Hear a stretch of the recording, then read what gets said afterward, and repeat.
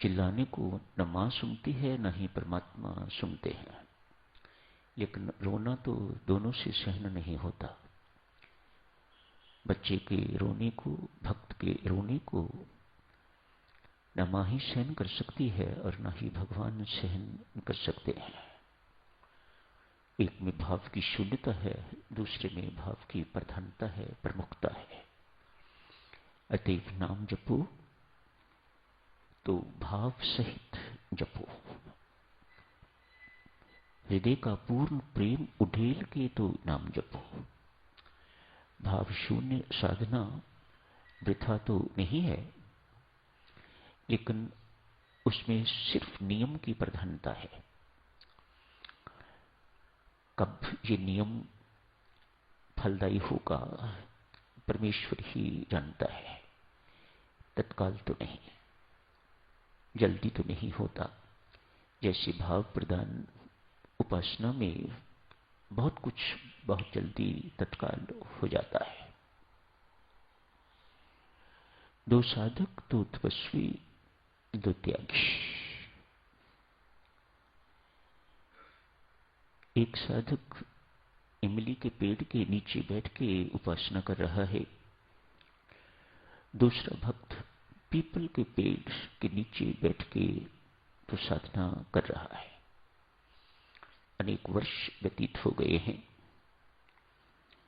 इमली के पेड़ के नीचे, पीपल के पेड़ के नीचे संयमी जीवन है, उपवास भी होते होंगे। प्रेम कितना है वह परमात्मा बताएंगे, एक नियम तो निभ रहा है।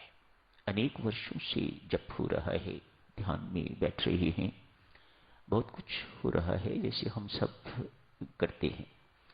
और होता भी है कि 20,000, 25,000, 50,000 रोज का जाप कर रहे हैं, अमृतवाणी का पाठ भी कर रहे हैं, सुंदरकांड का पाठ भी नियम पूर्वक चल रहा है, इत्यादि इत्यादि। नियम पूर्वक ही है, प्रेम पूर्वक नहीं है। प्रेम पूर्वक तो मेरी माता और सज्जनों बहुत थोड़ा किया हुआ बहुत लाभ दे जाता है। Immense, abundant, immeasurable. और शुष्क शुष्क ही रहता है।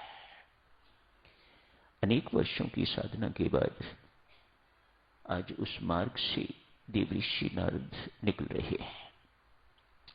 देखा दो तपस्वी बैठे हैं, ओजस्वी चेहरा है, चेहरे पर रंगत है, आभा है।